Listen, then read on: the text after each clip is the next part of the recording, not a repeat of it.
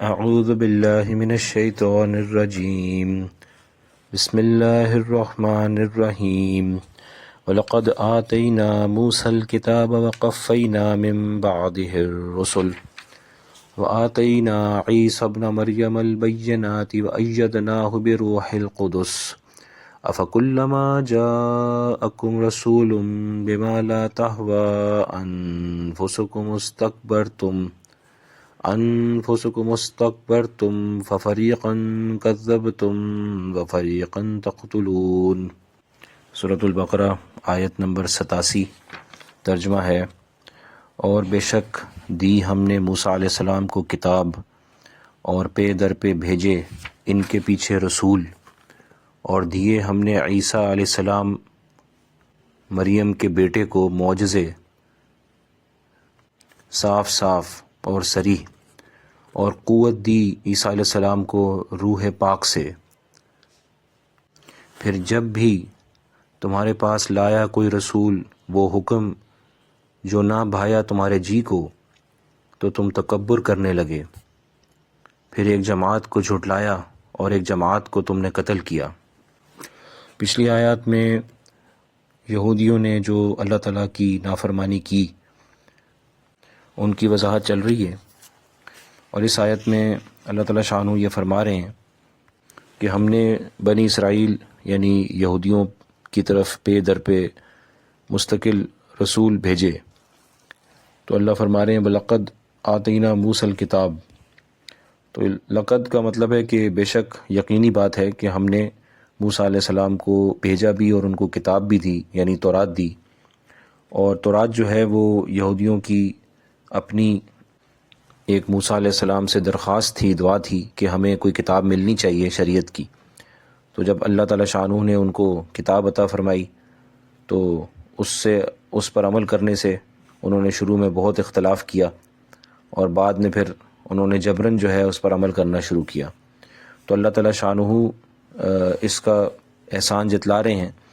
کہ ہم نے موسیٰ علیہ السلام کو بھیجا آپ کی طرف، یعنی کتاب کے ساتھ تورات ان کو دی، وَقَفَّيْنَا مِن بَعْدِهِ الرُّسُلَ، اور ہم نے صرف یہ نہیں بلکہ ہم پے در پہ ہم ان کے بعد بھی رسول آپ لوگوں کی طرف بھیجتے رہے۔ کفینا کا مطلب ہے ہم نے پے در پہ بھیجے، یعنی لگاتار ایک کے بعد ایک۔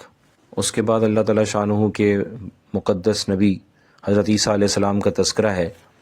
اور حضرت عیسیٰ علیہ السلام کو بھی اللہ تعالیٰ شانہ نے یہود کی طرف ہی بھیجا تھا۔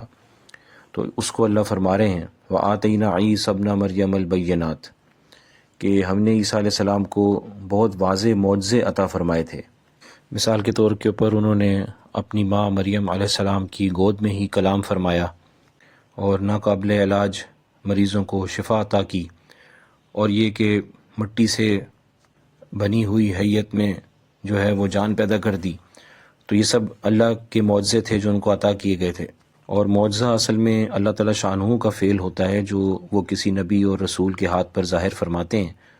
تاکہ جو ان کی بات نہیں مان رہے نبی کی، ان کے خلاف ایک حجت قائم ہو جائے۔ اور مزید اللہ فرما رہے ہیں وَأَيَّدْنَاهُ بِرُوحِ الْقُدُسِ۔ تو روح القدس جو ہے یہ جبرائیل علیہ السلام کا نام ہے جو قرآن مجید میں بھی آیا ہے، اور جو ہے حدیث میں بھی اس کا تذکرہ ہے۔ تو روح القدس کا مطلب ہے پاک روح۔ تو اللہ فرما رہے ہیں کہ ہم نے عیسیٰ علیہ السلام کی جبرائیل علیہ السلام کے ذریعے مدد کی، اور اس کی وجہ یہ تھی کہ جب عیسیٰ علیہ السلام نے دعوی نبوت کیا تو یہود آپ علیہ السلام کے شدید دشمن ہو گئے، اور ہر وقت آپ کو والعیاذ باللہ قتل کرنے کے منصوبے بناتے رہتے تھے۔ تو اللہ تعالیٰ شانہ نے جبرائیل علیہ السلام کو حکم فرمایا تو وہ مستقل عیسیٰ علیہ السلام کے ساتھ ہی ہوتے تھے تاکہ آپ کی حفاظت کی جائے۔ اس کے بعد اللہ تعالیٰ شانہ یہود کی ایک بہت ہی سرکشی خصلت کو بیان فرما رہے ہیں، اور وہ بھی انبیاء علیہ السلام کے بارے میں ان کی ایسی سرکشی خصلت تھی۔ تو اللہ فرما رہے ہیں افکلما،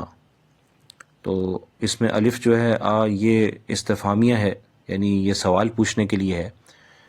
تو اللہ فرما رہے ہیں افکلما، تو جب بھی جاءکم رسول، تمہارے پاس کوئی بھی رسول آیا، بما لا تہوی انفسکم، اس چیز کے ساتھ جو تمہارے نفس کو پسند نہیں تھی، تو یعنی مطلب یہ ہے کہ جب بھی کوئی رسول ہم تمہارے پاس بھیجتے تھے اے یہود،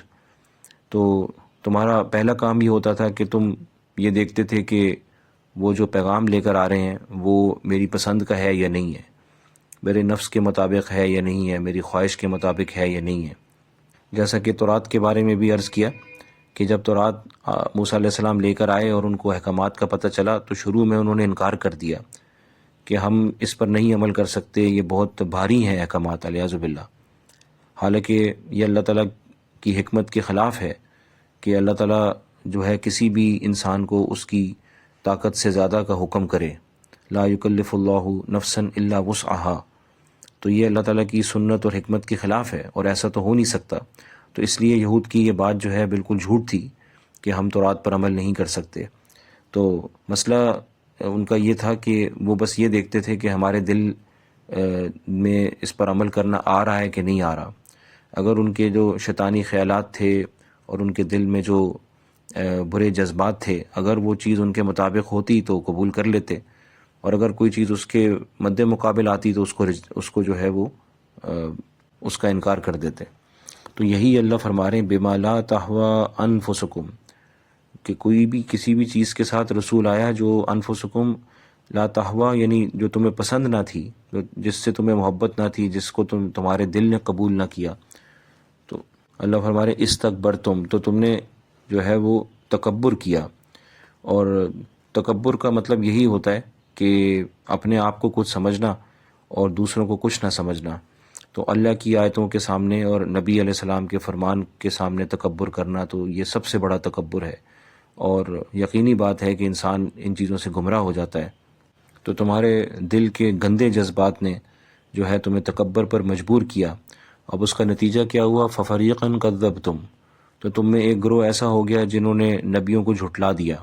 اور ان کو الیاذ باللہ جھوٹا کہنا شروع کر دیا اور ان کی تکذیب کی، اور ان کے خلاف جو ہے مختلف قسم کے پروپیگنڈے کیے اور ان کو ہمیشہ جو ہے ناکام کرنے کی کوشش کی۔ وَفَرِيقًا تَقْتُلُونَ، اور تم میں ایک گروہ اتنا ظالم تھا کہ انہوں نے انبیاء علیہ السلام کو جو ہے وہ قتل ہی کر ڈالا، ان کو شہید ہی کر ڈالا۔ تو یہ انبیاء کو شہید کرنا، قتل کرنا، یہ قوم یہود کا ایک بہت ہی فاسق اور بہت ہی کفرانہ قسم کا عمل جو ہے یہ بتایا گیا ہے کہ اپنے نبی کو ہی وہ قتل کر ڈالتے تھے، شہید کر ڈالتے تھے۔ جیسا کہ حضرت عیسیٰ علیہ السلام کے واقعے سے ہم سب کو معلوم ہے کہ اللہ تعالیٰ نے ان کو آسمان پر اٹھایا زندہ حالت میں، اور اس کی وجہ یہی تھی کہ یہود نے ان کو قتل کرنے کا، صلیب پر چڑھانے کا پروگرام بنا لیا تھا، اور تقریباً وہ عمل جو ہے وہ بالکل قریب تھا کہ ہو جائے، لیکن اللہ تعالیٰ نے ان کی مدد فرمائی۔ تو روح القدس کے لفظ کے متعلق حدیث میں آپ صلی اللہ علیہ وسلم کی بارگاہ میں ایک شاعر تھے حسان بن ثابت رضی اللہ تعالیٰ عنہ، ان کا ایک شعر ہے، وہ یہ ہے کہ وجبرائیل امین اللہ فینا وروح القدس لیس لہ کفا، کہ جبرائیل علیہ السلام جو ہیں وہ ہمارے درمیان امین ہیں اور امانت دار ہیں، یعنی صحابہ میں، آپ صلی اللہ علیہ وسلم میں، ہم سب کے درمیان جبرائیل علیہ السلام امین ہیں، اور روح القدس جو ہے ان کا کوئی ہمسر نہیں ہے، ان جیسا کوئی نہیں ہے۔ یعنی ایک ہی شعر کے اندر انہوں نے پہلے جبرائیل کا نام لیا اور پھر انہی کو جو ہے انہی کے بارے میں بات کر کر روح القدس کا نام لیا۔ تو اس کا مطلب یہ ہے کہ روح القدس جو ہے وہ جبرائیل علیہ السلام ہی کو کہتے ہیں، اور قرآن مجید میں بھی اللہ تعالیٰ نے فرمایا ہوا ہے نزلہ روح القدس، تو روح القدس جبرائیل علیہ السلام کا نام ہے۔ اور جو انہوں نے مدد کی عیسیٰ علیہ السلام کی وہ مختلف طریقے سے تھی۔ تو اول تو یہ تھی کہ جب عیسیٰ علیہ السلام کی ولادت ہوئی تو جو شیطان جو ہے، جو بھی بچہ دنیا میں پیدا ہوتا ہے تو شیطان اس کو ہاتھ لگاتا ہے اور اس کو چھیڑتا ہے، تو اس شیطان کے چھیڑنے سے جبرائیل علیہ السلام نے عیسیٰ علیہ السلام کو محفوظ رکھا اللہ کے حکم سے۔ پھر مزید یہ کہ جبرائیل علیہ السلام کے ہی روح پھونکنے سے، دم کرنے سے مریم علیہ السلام جو ہیں وہ عیسیٰ علیہ السلام سے حاملہ ہو گئیں، اور یہ اللہ تعالیٰ شانہ کی حکمت تھی، اور اس میں بہت بڑا پیچھے حکمتی نظام تھا جس کے تحت یہ سب کچھ ہوا۔ اس میں حضرت مریم کی آزمائش بھی مقصود تھی، اور پھر بہت سارے اللہ تعالیٰ کی نشانیوں کو بتانا مقصود تھا کہ اللہ تعالیٰ شانہ جو ہے وہ اولاد دینے میں میاں بیوی کا محتاج نہیں ہے، اللہ تعالیٰ بغیر باپ کے بھی اولاد عطا فرما سکتے ہیں۔ اور پھر مزید یہ کہ جب عیسیٰ علیہ السلام کو قتل کرنے کا پروگرام بنایا گیا تو پھر جبرائیل علیہ السلام ہی ان کو آسمان پر لے کر اوپر جو ہے وہ چلے گئے، اور پھر قرب قیامت میں انشاءاللہ عیسیٰ علیہ السلام دوبارہ نازل ہوں گے، جیسے ہمارا عقیدہ ہے۔ اور یہود نے جن انبیاء علیہ السلام کو قتل کیا، اس میں مشہور و معروف جو ہیں حضرت زکریا علیہ السلام، جو کہ مریم علیہ السلام کے رشتہ دار اور کفیل بھی تھے اور نبی بھی تھے اللہ کے،